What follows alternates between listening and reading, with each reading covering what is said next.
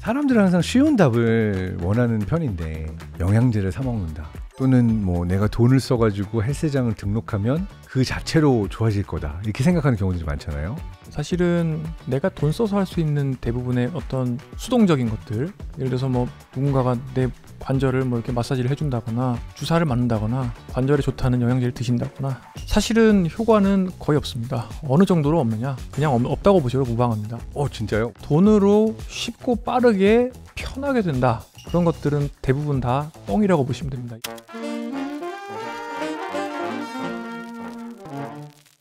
안녕하세요. 뇌과학박사 장동선입니다.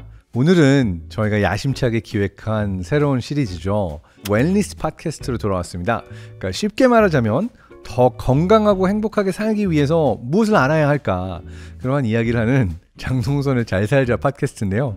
장난처럼 지난번에 이름 붙였다 정말 잘 살자 팟캐스트가 됐습니다. 정말 잘 살려면 어떠한 것을 해야 될까? 사실 이분의 이야기를 듣는 것만큼 이 컨텐츠에 잘 맞는 사람을 찾기는 어렵다고 생각이 됩니다. 작년에 저희 채널에 출연해 주셔서 정말 많은 사랑을 받았던, 그리고 요즘 사실 모르는 분이 없는 정의원 교수님과 함께 건강에 대한 오해와 진실에 대해서 얘기해 보려고 합니다. 정의원 교수님 모셨습니다. 안녕하세요. 정의원입니다. 네, 정의원의 저속노화 운영하고 있고요. 지금 서울아산병원 노년내과에서 일하고 있습니다. 이번에 신간 저속노화 마인드셋 내게 되어서 장동선 박사님께서 이렇게 초대해 주셔서 나올 수 있게 되었습니다. 더 많은 분들이 저속노화의 라이프스타일을 가지면 좋겠다라고 생각을 하는데, 사실 아마 이거는 정말 많이 얘기를 들으셨을 거예요. 아니, 매일 담배 피는 사람도 100세 살았대. 워린 버핏도 맨날 콜라 마시는데 장수하던데요. 내 살고 싶은 대로 쭉 살아도 잘 살아지는 것 같지만 그걸 내가 꼭 해야 되냐, 이런 회피 심리, 그런 것들 굉장히 많아서 아마 많은 사람들이 이 질문을 할 텐데, 이 두 가지를 제가 이제 반박을 해드릴 건데요. 우선 굵고 길게 살기 위해서는 고장나는 속도를 늦춰야 되고, 또 하나는 퍼포먼스를 올려야 됩니다. 이 굵고 길다는 거는 삶의 질이 더 많은 겁니다. 그러니까 삶의 질이 좋고, 내재 역량이라는 단어 쓰는데 이게 결국에는 사람의 신체, 인지, 정서 모든 기능을 합쳐서 점수화할 수 있다는 개념이죠. 내재 역량의 반대말은 이제 노쇠입니다. 노쇠는 사람의 고장난 거를 점수화하는 거예요. 예를 들어서 노쇠 지수가 0.3이다. 그럼 그냥 쉽게 말해서 30%는 고장이 난 겁니다. 내재 역량으로 그냥 치환을 하면 100점 만점에 한 70 정도가 남았다, 이렇게 볼 수가 있습니다. 뭐 피크 시기는 좀 사람마다 다르고 또 어떤 영역마다 다른데, 뭐 어떤 것들은 30대 초반, 어떤 것들은 30대 후반에 피크를 치고 보통 한 1년에 1%씩 까인다고 보셔야 되거든요. 그럼 가장 대표적인 게 콩팥의 사고체 여과율입니다. GFR이라고 부르는 것인데 계속 줄어듭니다. 나중에는 뭐 나이가 들면 특별한 질환이 없어도 막 30 이렇게까지 줄어들거든요. 그런데 노화의 속도에 따라서 나의 결국에는 퍼포먼스가 깎여나가는 속도를 줄이는 게 저속노화예요. 이거를 높이는 게 가속노화고요. 굵고 길게 살기 위해서는 고장나는 속도를 늦춰야 되고, 또 하나는 퍼포먼스를 올려야 됩니다. 퍼포먼스를 올리려면 사실은 우리가 하기 싫지만 뇌와 몸에 좋은 일을 많이 해야 됩니다. 잠을 잘 자고 좋은 음식을 먹어야 되고. 그렇죠. 이 뻔한 소리인데 우리가 인생을 바라보는 관점이 틀려 먹었어요. 저는 사람의 건강을 나무에다가 비유를 하거든요. 나무가 잘 자라려고 하면 일단은 흙이 건강해야 됩니다. 그 흙이 건강해야 뿌리, 이 뿌리라는 거는 내가 삶을 운영하는 원리와 원칙이에요. 그 원리와 원칙에 의해서 줄기, 이 줄기가 결국에 24시간에 내가 무엇을 집어넣느냐, 내가 쓸 수 있는 집중력과 금전적인 자원을 어떻게 할애하느냐, 그 결과로 사실은 나의 라이프 스타일이 열매, 나뭇잎으로 나오는 거거든요. 이런 것들이 다시 또 땅에 떨어져서 비료가 돼서 다시 자양분이 되는 겁니다. 그러니까 식물한테 물 안 줘도 잘 살아, 햇볕 안 쬐도 잘 살아 라고 하는 억지 논리를 펴는 거랑 비슷하죠. 광합성을 해야 되고 물이 있어야 하고 비료가 있어야지만 식물이 크는데, 셋 중에 하나가 잠깐 없어도 바로 죽지는 않죠. 그렇지만 그러한 것들이 이제 정말 없게 되면 식물이 잘 살 수 없고 시들시들해질 수밖에 없는 건데, 뭐 예를 들어서 잠을 줄여서 내가 더 많은 삶을 영위하고 굵고 짧게 살겠다. 일단은 굵게 안 됩니다. 굵게 안 말씀드린 돼요. 것처럼 이 내재 역량이 빨리 꺾여버리기 때문에 가늘어져요. 삶의 질 자체가 가늘어지고 전체적으로 나의 퍼포먼스가 100이 오랫동안 유지되면 좋은데 90, 80, 70인 상태로 가늘게 갑니다. 짧게 죽지도 못해요. 왜냐하면 요새 또 현대의료가 좋아지기 때문에 골골거리면서 오래 갑니다. 네, 그 다음에 이제 두 번째 이야기인데, 자, 워런 버핏은 콜라를 마셨다. 옆 동네 할아버지는 막걸리를 하루에 5통 마시고도 100세까지 잘 산다. 뭐 온갖 얘기를 합니다. 결국에는 이게 뭐냐면 우리 이야기의 오류라고 부를 수가 있는 건데, 통계적으로 봤을 때 굉장히 극단값의 사례를 놓고 전부를 우리가 생각을 하는 겁니다. 그러면 사실 제가 늘 말씀드리는 비유가 있습니다. 비행기에서 낙하산을 메고 뛰어내렸는데 고장났어요. 안 돌아가시는 분들이 있습니다. 그 사례가 있기 때문에 앞으로 스카이다이빙 할 때는 비행기에서 낙하산을 안 메고 뛰어내리는 걸로 하자. 이게 대표적인 선택 편향이죠. 그렇죠. 그러니까 살아남은 자만 보이고 네, 맞죠. 특별한 사례만 보이는데 네. 그것을 일반화한다라고 하는 것은 네. 사실 우리 뇌가 저지르는 오류. 100만 명, 1000만 명 데이터를 봤을 때 전반적으로 어떻게 사는 게 확률적으로 내가 잘 먹고 잘 살 가능성을 높이느냐. 이게 이제 중요한 건데 이런 것들은 싹 무시하고 딱 한 가지 극단값을 가지고 이렇게 본다고 하면은 논리적이지도 않고 그렇게 해서 더 즐겁지도 않다. 늘 장동선 박사님도 말씀하시지만 정말 쇼폼만 보고 콜라만 먹고 맥주만 마시고 치킨만 먹는다고 했을 때 그 도파민이 과연 건강하느냐. 사실 그런 도파민들 많이 경험하게 되면 전두엽 기능 떨어지고 사실 도파민 센서 자체도 둔감해져 버리고 여러 가지 중독자들 뇌 페트로 찍어보면 낙이 없는 사람이 되거든요. 저는 그냥 잡곡밥 같은 도파민과 이 단순당 같은 도파민 이렇게 그냥 설명을 드리거든요. 네. 뭐 코카인을 한다거나 술을 마신다거나 아니면 쇼폼을 본다거나 그런 도파민들을 너무 좋아하게 되면 처음에는 즐거운 감정이 나오지만 가면 갈수록 즐거운 부분이 줄어들고 반대로 불쾌 부분은 커지는 즉각 보상이 나오는 영역은 도파민이 너무 많이 나와버리면 도파민 수용체가 줄어들어 버려요. 술이건 마약이건 어떤 종류의 쾌락이건 너무 강력하게 갑자기 나오는 거는 도파민 수용체가 줄어드니까 다음번에는 똑같은 쾌락을 얻으려면 더 센 자극을 필요로 할 수밖에 없는 거죠. 자, 근데 어떤 사람들은 치킨을 먹거나 맥주를 마시거나 하는 활동들은 진짜 재미있는 큰 즐거움을 주는 활동이고 독서를 하는 활동은 솔직히 그렇게 재미있는 활동은 아니다 라고 이제 생각을 하면서 교수님께서 이거 독서도 얼마나 재밌을 수 있는데 산책도 얼마나 즐거운 일인데 라고 하는 내용에 대해서 잘 공감을 못하기도 하거든요. 뭐 그럴 수 있습니다. 근데 일단 기본적으로 현대인들이 경험하는 굉장히 많은 음식들은 굉장히 효과적으로 도파민이나 또는 엔돌핀을 제공하도록 설계가 되어 있고 또 그렇게 관능이 평가가 되어서 개발되기 때문에 기본적으로 상당히 중독성이 있고 그런 것들을 소비를 하는 것은 당연히 즐거울 수밖에 없습니다. 근데 그런 것들을 말씀드린 것처럼 이제 만들어진 즐거움을 주는 것들을 계속해서 소비를 하시면 점점 도파민 센서가 둔감해지기 때문에 낙이 없는 사람이 오히려 되고 또 반대급부 현상까지 나오기 때문에 오히려 스트레스는 더 많은 사람이 됩니다. 실제로 초가공식품이라든지 또는 정크푸드를 많이 드시는 분들의 경우에는 코티솔이라는 스트레스 호르몬도 깨끗한 음식을 먹는 분들보다 훨씬 높은 것으로 알려져 있습니다. 그렇기 때문에 정말로 내가 더 즐겁고 싶고 스트레스를 풀고 싶고 스트레스를 줄이고 싶다라고 하면 반대로 생각하는 것이 맞는 거죠. 당장은 이제 즐거움의 레벨은 낮아 보이지만 나중에 시간이 지나서 이런 즐거움들로 삶을 큐레이션하게 되면 그때는 결국에 충분한 즐거움을 얻으실 수가 있는 건데 당연히 이제 이해하시기가 굉장히 어려우실 거라고 생각을 합니다. 사람들은 항상 쉬운 답을 원하는 편인데 내가 실제로 노력은 기울이지 않으면서 영양제를 사 먹는다. 또는 뭐 내가 돈을 써가지고 헬스장을 등록하면 그 자체로 좋아질 거다. 이렇게 생각하는 경우들이 많잖아요. 사실은 내가 돈 써서 할 수 있는 대부분의 어떤 수동적인 것들, 예를 들어서 뭐 누군가가 내 관절을 뭐 이렇게 마사지를 해준다거나 주사를 맞는다거나 관절에 좋다는 영양제를 드신다거나 사실은 효과는 거의 없습니다. 어느 정도로 없느냐? 그냥 없다고 보셔도 무방합니다. 대개는 건강기능식품이기 때문에 사실은 의학적인 생물학적인 효과가 있으면 이제 불법이 될 수 있습니다. 부작용이 없어야 되고 미국에서는 GRAS라고 해서 그야말로 뭐 먹어도 별 문제 없는 식품 같은 걸로 이제 분류가 돼 있죠. 이제 이런 것들을 영양제라고 해서 많이 드십니다. 그런데 어찌 보면 이게 부적 같은 겁니다.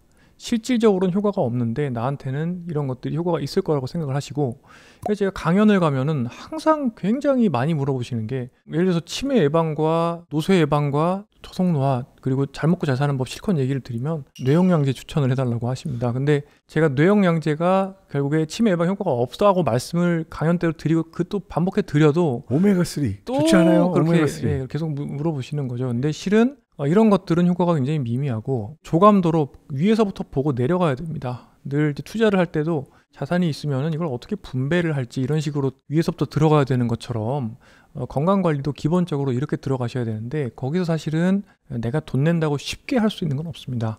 돈으로 쉽고 빠르게 편하게 된다. 그런 것들은 대부분 다 뻥이라고 보시면 됩니다. 이런 것들이 투자에서는 잘 알려져 있습니다. 사실 시장 수익률보다 더 높은 수익률을 얻을 수 있도 굉장히 어렵습니다. 이제 그 이상을 굉장히 쉬운 방법으로 돌려주겠다 이런 것들은 대개는 사기죠. 사실 건강 정보 중에도 이런 것들이 굉장히 많은데 기본적으로 인간의 심리는 공포에 취약하고요. 그다음에 내러티브 이야기에 취약합니다. 어떤 분이 이걸 드시더니 컨디션이 정말 좋았다더라. 이런 것들을 교묘하게 법적으로 문제가 되지 않게 광고를 합니다. 또 반대로 뭐 어떤 것들은 공포를 줍니다. 치매 굉장히 무섭지 않나요? 고지혈증 약을 먹으면 뭐 뇌가 녹아버릴 수 있어요. 이런 식으로 공포를 주는 것도 사람들에게는 잘 소구가 됩니다. 이런 내러티브에 당하셔서 사실은 영양제에 굉장히 의존하시게 되는 경향이 있는데 건강이라는 건 우리가 매크로하게 거대한 정말 수명 뭐 수십 년씩을 늘리고 줄이고 하는 관점에서 봤을 때는 내가 쉽게 돈 내고 살 수 있는 건 없다. 이거는 반드시 이제 기억해 주시면 좋을 것 같고요. 근데 여기서 약간 또 딴지를 걸고 싶어지긴 하는데요. 그러니까 이거는 내가 돈을 주고 나를 플러스의 상태로 만들기는 거의 어렵다라고 생각을 하긴 하는데 만약에 내가 마이너스의 상태가 있는데 특이적으로 그걸 채워줘야 된다. 예를 들어서 비타민 D 부족이 있어서 관절이 아프다. 이 경우에는 비타민 D 섭취를 하는 것 자체가 관절 아픈 것에 도움이 되기도 하고 의사가 그런 처방을 해주기도 하잖아요. 만약에 부족이 있다면 그것은 영양제가 아니라 의약품의 영역에 해당하는 것이고 사실은 이제 지금 가이드라인에서는 비타민 D는 일반인에서는 측정할 필요도 없고 레퍼런스 밸류 정상치 자체가 너무 높게 설정되어 있기 때문에 정상치 미만이라고 해서 경구제나 또는 주사로 보충하는 게 의미가 없다는 것은 이미 결론이 나 있습니다. 그렇기 때문에 의학적인 인디케이션, 즉 의학적인 필요성이 있는 경우에는 이건 영양제가 아니라 사실은 치료 목적으로 사용을 하게 되는 것입니다. 그렇죠.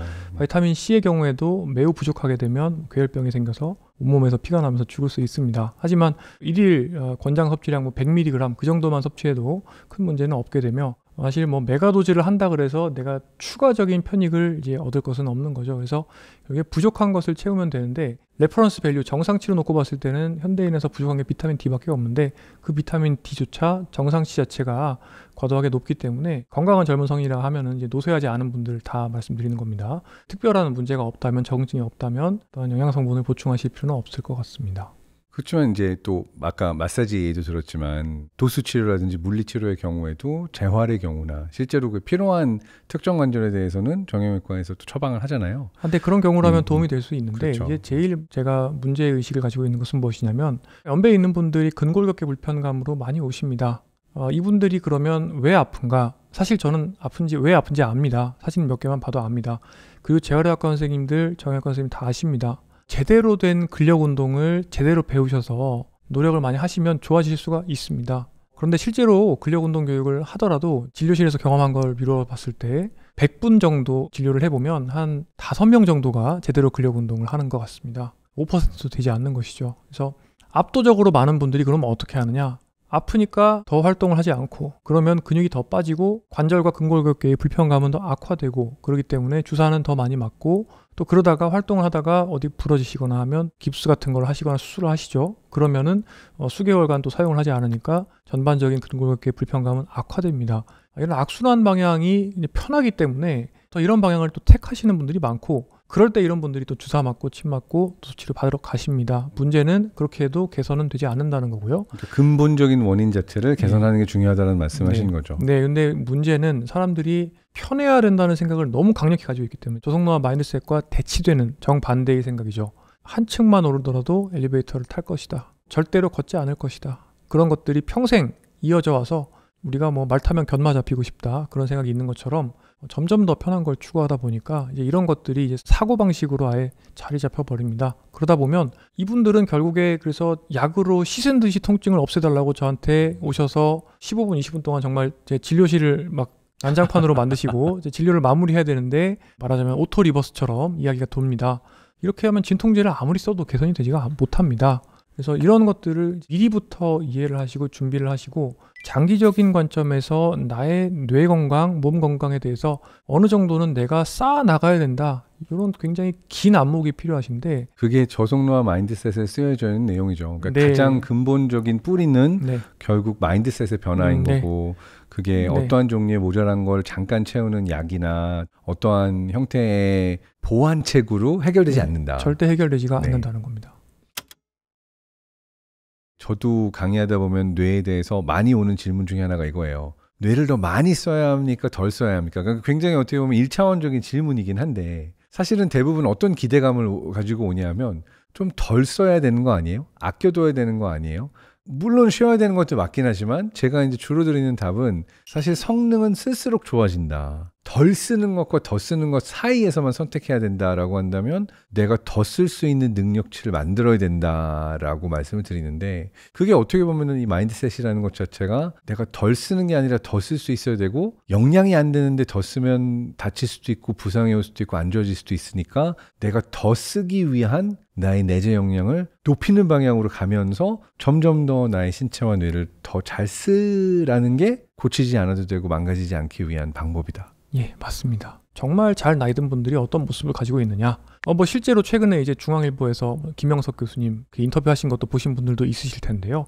100세인들 그리고 슈퍼에이저라고 불리는 7, 80대 젊은 사람들 못지않은 뇌나 신체 기능 가진 분들, 블루존에 있는 장수노인들, 이런 분들 보면 절대로 낙이 없는 삶을 살지 않습니다. 일단은 변동성이 있는 삶을 영위하고요. 그 다음에 현역 마인드셋, 신체 인지 사회활동 측면에서 봤을 때 저는 이걸 호르메시스의 개념이라고 설명을 드립니다. 적당한 정도의 스트레스는 내 몸에 도움이 될 수 있다. 근력 운동을 해도 근육이 스트레스를 적당히 받으면 그 근육은 성장을 할 수가 있고, 내가 공부하는 것도 뇌에 스트레스를 주는 건데 공부에 스트레스를 내주면 뇌가 성장하지 않습니까?